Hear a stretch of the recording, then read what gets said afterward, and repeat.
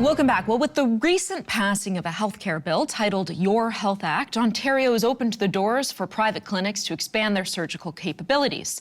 Tens of thousands of cataract surgeries, MRIs, CT scans, and eventually knee and hip replacements will move out of hospitals and into for-profit or not-for-profit clinics while still being financed through public funding and theoretically at no additional costs to the patient. Dr. Whatley, the big question is, will this ease the burden on our healthcare system? What say you? Well, it's difficult to predict the future, but certainly over the last many years, we've been increasing the number of services provided outside of hospitals. And that's what's key for me. Are patients getting more services? So in 1976, 45% of healthcare spending in Ontario went to hospitals. By 2020, only 26% went to hospitals. 2022, it's down to 24%. We have over 800 independent health facilities in Ontario right now. The Auditor General in 2012 found that the same service provided in an IHF compared to in a hospital environment could be done for 20 to 40% savings. So you get more access at lower cost while people still only use their OHIP cards. So we're not talking about people paying with their visas, and that's key. So we're expanding universal access to publicly funded services. I find it hard to say why that would be a bad thing. I think for me, the change doesn't lie with Bill 60 and with expanding for-profit delivery of healthcare. We have tons of evidence to show that for-profit healthcare worsens health outcomes, actually increases wait times, and leads to unethical practices like upselling. So tell me why it would increase wait times. Sure. So, I mean, we can look even at homegrown data. So we look at Saskatchewan, for example. Saskatchewan in 2016 launched a pay-out-of-pocket initiative for MRIs in private facilities on the condition that for every private MRI that the facility did, they would also have to do a publicly funded MRI on the wait list. When we look at the data from 2015 to 2019, the wait times for MRIs doubled during that period because of increased demand. Healthcare medicine is not a simple consumer good. It doesn't follow free market rules because patients, as the consumers, don't have all the perfect necessary information to make decisions in their own best interests. And that's why we as healthcare providers are the ones who try to help them navigate the healthcare system. I can wrap my head around this idea that for-profit clinics, this has been one of the concerns that's been put forward, is that for-profit clinics would lure healthcare professionals out of the public system and into the private system. And I could see why that might be the case. But there also are examples of provinces that have moved in this direction, to your point, Alberta being among them. And do we have any tangible evidence of that actually happening in any one of these provinces, or is that conjecture?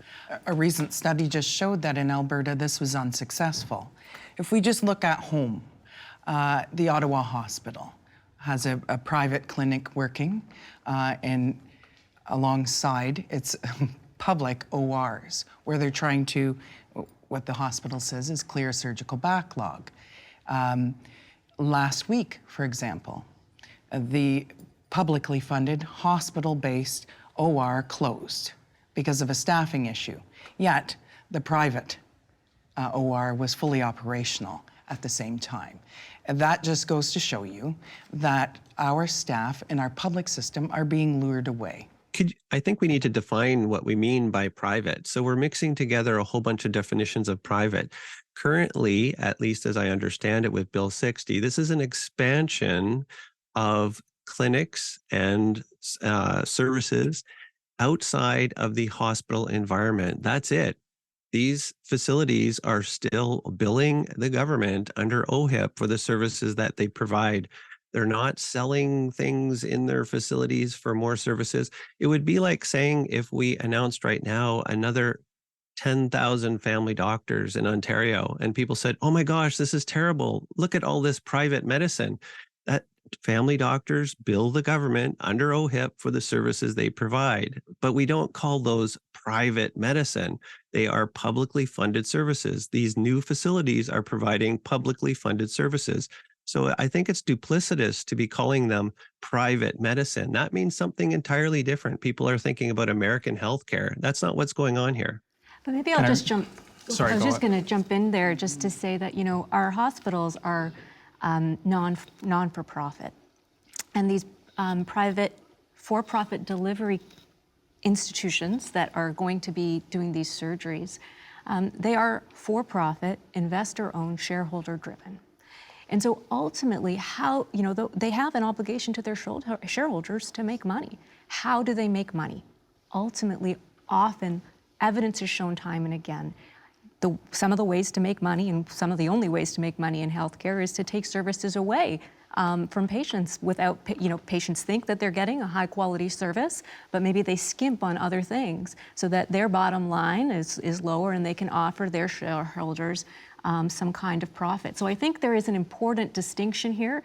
It's actually not just it's an individual who's potentially profiting, but it's a corporation that is investor-owned and shareholder-driven, which is quite different than, I would say, an individual family doctor who's operating their own practice and, ultimately trying to make a profit for themselves, an income for themselves. Is there any way to control for that, Dr. Whatley?